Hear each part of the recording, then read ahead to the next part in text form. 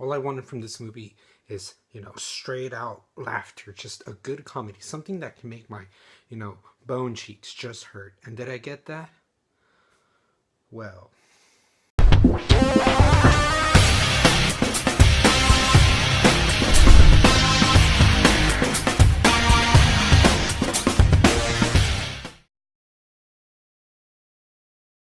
Hell yes, this movie was good. So, Why Him is the latest comedy that has Bryan Cranston, James Franco. That alone, I was intrigued to see what kind of chemistry we would have from both.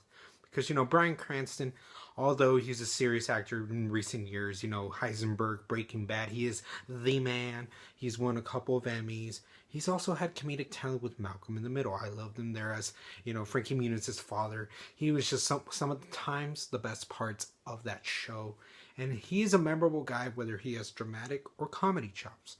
James Franco, on the other hand, he's a dramatic actor. 127 Hours has been nominated for Academy Award. But, recently, especially with his friends like Seth Rogen, he always just to be James Franco. It's like he's his own character. He just always is laid back, chill, always makes these awkward comedies that are friendly. It's just they're really too awkward. And I felt like I was gonna get a little bit of everything with these two just from the trailers. I wanted to see it. The premise is kind of cliched. The boyfriend's trying to improve the father. So coming into this, I've already spoiled it in a way. Did I like it? I liked it. I had a good time with it. It's not a perfect movie. This isn't going to be winning the Academy Award for 10 film awards, whatever you call it, for 10 times. But it is a really good comedy. I liked it. I laughed my ass off throughout the whole movie. Those two, they make so much for this movie. Cranston is just, he is that Malcolm in the Middle S type of comedy. He brings that into this. He has just some outstanding also awkward moments as a father. How are you gonna soak this all in with your daughter picks this weird ass boyfriend. James Franco is always good as just what we know who he is. He's not afraid to hold back for any type of comedy. Those two, they bring it at their best, at least for this type of film. Yes, the story kind of is cliche, but in a way, it really didn't feel so much as this boyfriend trying to impress the father.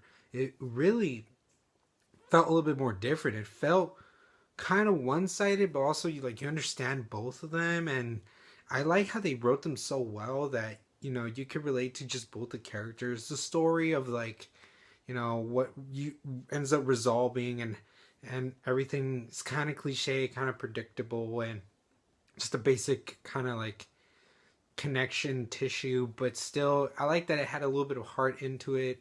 It wasn't a movie that didn't take itself serious. It knew what it was, but it needed something to know that, this isn't all zany and all freaking crazy. It's, it has heart. And I had a good time throughout. There's several skits, kind of basically there's the toilet skit. That was freaking hilarious.